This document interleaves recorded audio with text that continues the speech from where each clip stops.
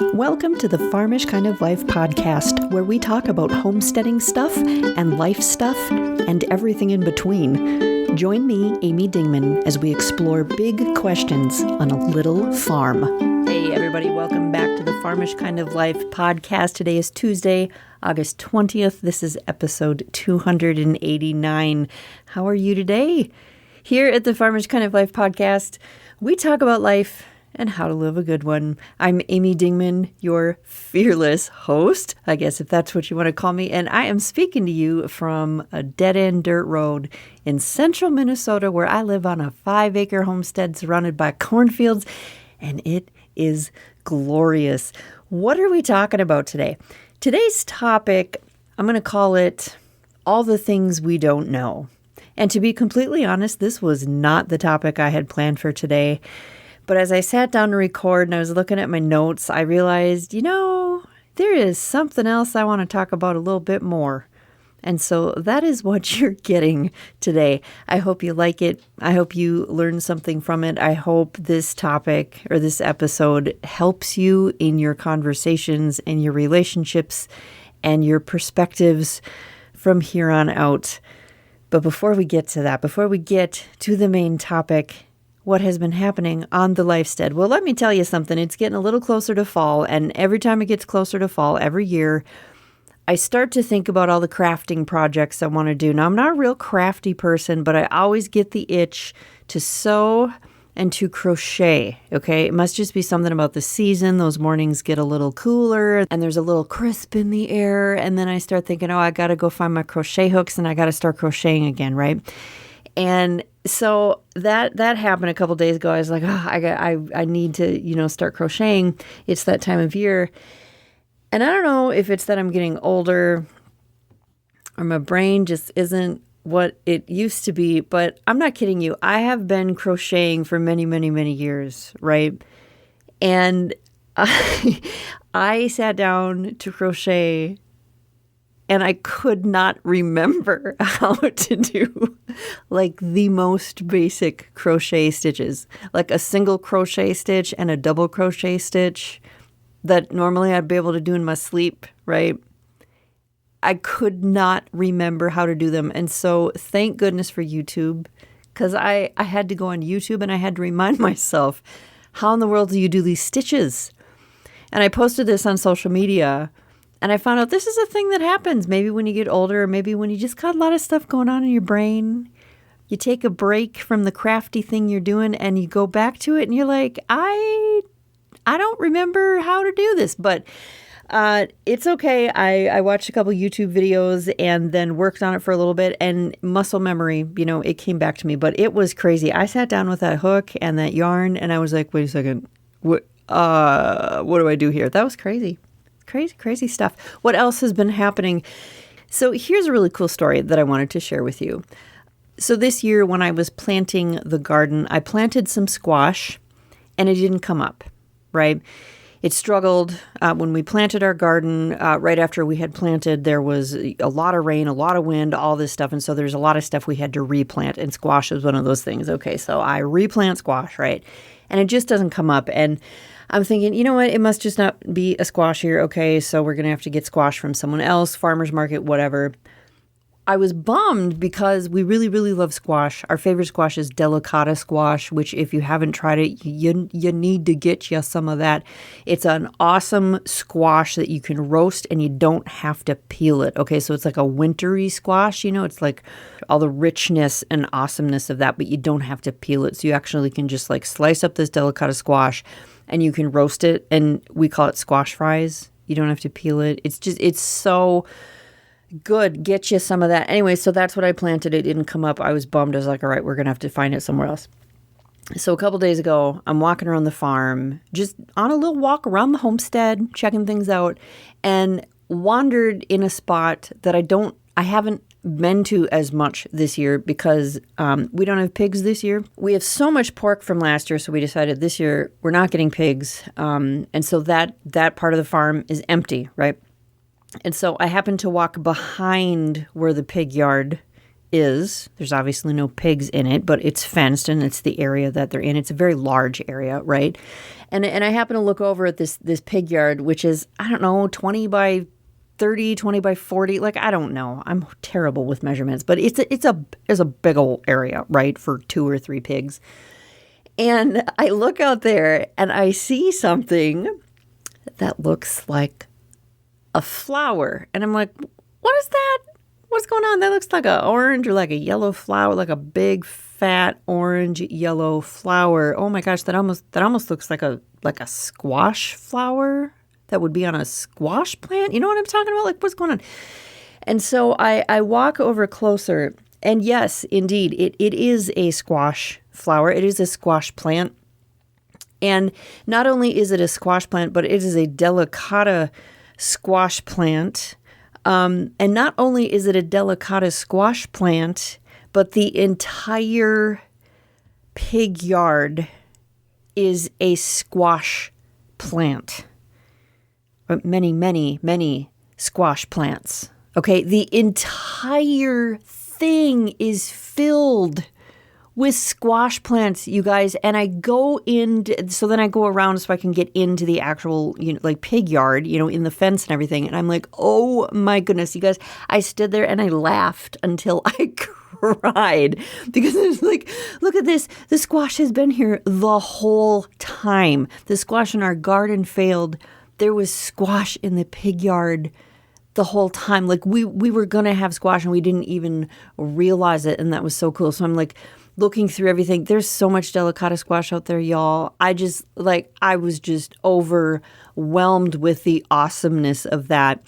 So super exciting. The pigs planted it for us, or we would throw scraps out there and stuff from the garden that was past its prime, so we just throw it out to the pigs, and so they would squish that all around and play with it and eat it up and all of that. So there are, I don't know how many squash seeds out there, and they're in a very fertile area.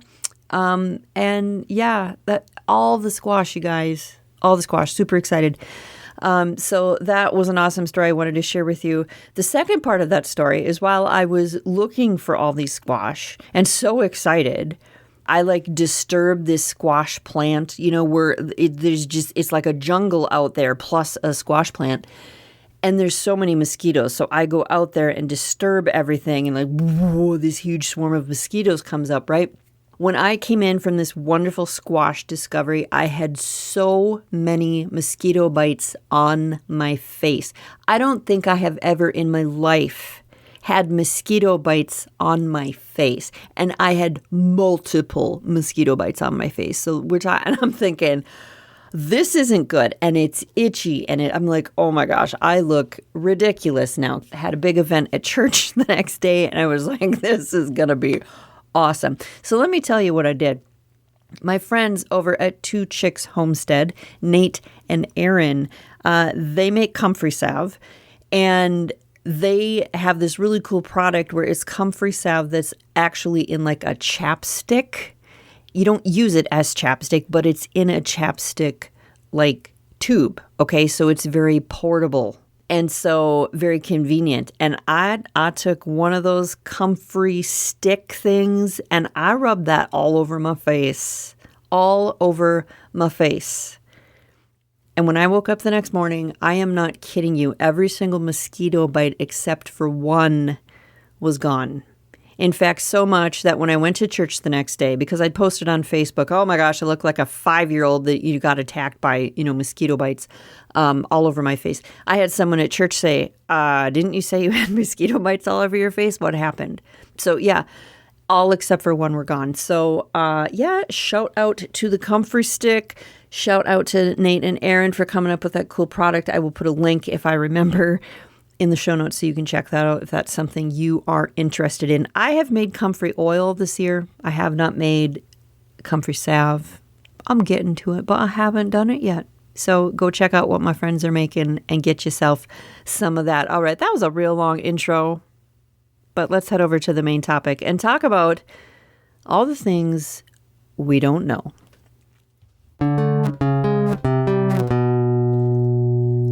for a minute here, I want you to pretend that you were talking to someone. Okay, it can be anyone. You're in conversation with someone. It could be your kid, it could be your significant other, it could be a coworker, it could be your best friend. And you're talking to them, and you don't know it, but they have information that you don't know yet. They have news that you haven't been told yet. They have some kind of knowledge about something or some kind of experience with something that you haven't been let in on yet. And there's a reason that you haven't been let in on it. And it's not always because they're embarrassed to tell you, or they're ashamed to tell you, or they're worried about what you might think if you find out. Sometimes they're not telling you this thing because it's not time for you to know yet. Sometimes it's news that other people need to be told first before you find out, or something else needs to happen or be decided before you find out, or sometimes it's just not their news to share. They know a thing and you don't know it yet. Okay? And sometimes you're talking to this person and you think you know everything that you need to know. You know everything that's going on, right? Because why would you not? But actually you don't know. And when you find out, you finally find out this thing or this news or this whatever, you're like, oh, man, that explains so much. Right? You've had that experience, right? I have received several bits of news over, I'll say, the past few weeks regarding a few different people that I personally know in my personal life, okay? And all of these bits of news were things that I knew that I needed to sit on. I knew that it wasn't news that I could share publicly for different reasons in each situation. But the point is that I was sitting on all this knowledge, okay? I had found stuff out and I was sitting on this knowledge. And none of the situations that I'm talking about were particularly great or particularly positive, but out of respect to the people involved, I just needed to sit on that information until they decided they were at a point that they wanted more people to know. And as I was thinking about all this information and this news and different things, I was thinking about how I'm a communicator. That's what I am. And I like to process things by writing about them, right? I think about them and then I write about them and then I post my thoughts somewhere. That's how I process stuff, right? But these particular things that I had learned about, I couldn't write about them, okay? I couldn't post about them publicly. Like, I have all these people that follow all my pages, and I have all these groups that I run, and I have all these things that I'm involved in, and I realized over the past few weeks that regardless of all the places that I can post and the platforms that I have, I could not talk about these things yet. Because within these pages and these groups and these places and these platforms are family members and friends and local people who would see me post something and would then know and then would tell other people. And these weren't things for me to be talking about or for me to be sharing. Like, I had the knowledge of what had happened in all these situations because it had been told to me firsthand by the people who were dealing with it, but it wasn't my place to be sharing it. And I had this moment where I was like, it's really weird to think that I had all these places that I could share things and talk to people about stuff. Not that I choose to share every piece of my life with everyone, but I do tend to be pretty real, right? It was weird to think that I didn't have anywhere to share my feelings about these different things because it wasn't time for the news about all those situations to be public. You see what I'm saying? But that wasn't even the big realization. The big realization was that we all have this issue at various times. We're all walking around with stuff that other people don't know we're dealing with. News that other people don't know we've heard. Information that other people don't know we've learned.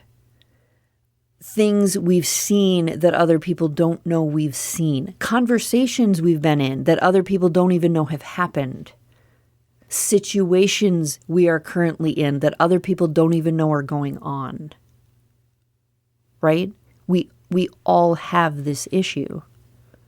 And I know that there's a meme that goes around sometimes that says something to the effect of, we need to be gentle with other people because everyone's fighting a battle that we can't see, which is absolutely true. And this is kind of on the same wavelength as that, but I think a little bit more, I don't know. I don't know what the word is. You know, there might be things that you were told 2 years ago, here's my news, or here's what happened, or here's something that I know, and you were told not to tell anyone. And so you didn't. And 2 years later, that news finally becomes public, and man, does it explain a lot. And it puts together puzzle pieces for a lot of people. But you sat on that news for 2 years, for 730 days, right? If my math is correct. You sat on that news. Everybody's sitting on stuff. Everybody has this issue. We're all walking around with stuff that other people don't know we know or that we're dealing with. There's so much that we don't know. And I think about stuff like this when I look at relationships or when I look at how people treat each other. I think about stuff like this when I see people who work in jobs who see the worst in people every single day, and all that stuff has to remain private. And they're all carrying that around. There is always stuff that we don't know. I was also thinking about this because there is a woman that I have made an effort to talk to when I run into her, which is usually once a week, once every other week.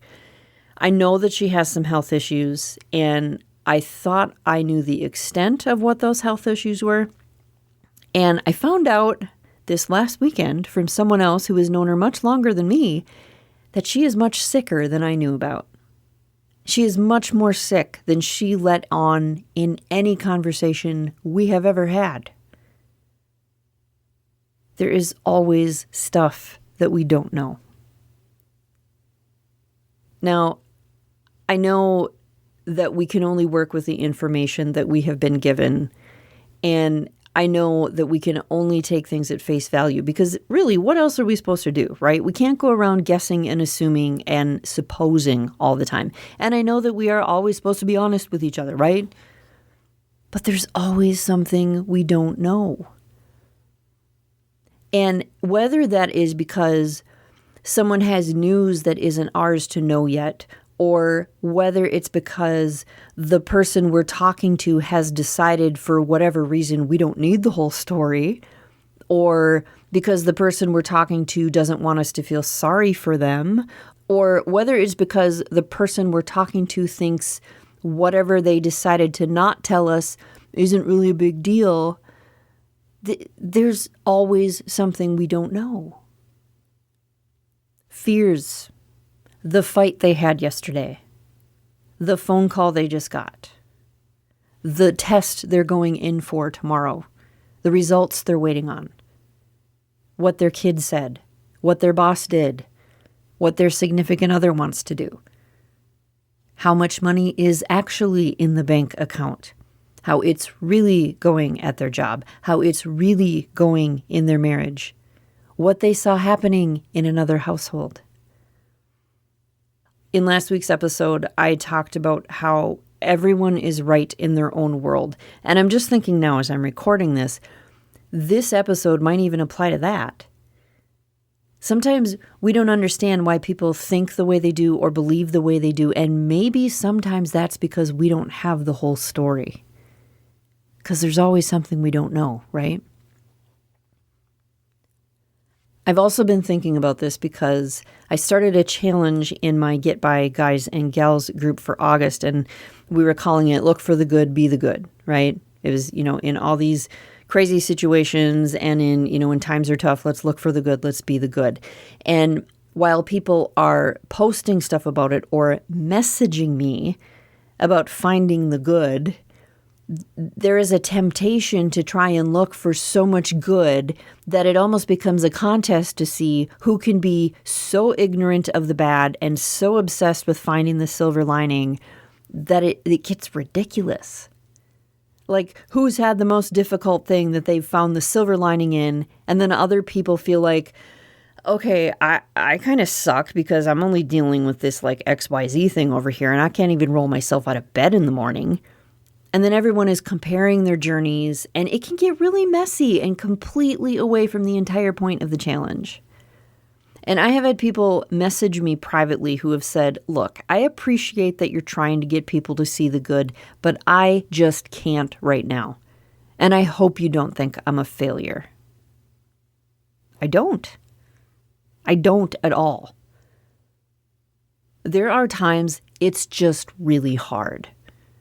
And sometimes we don't get that about other people because, again, maybe there's stuff that we don't know.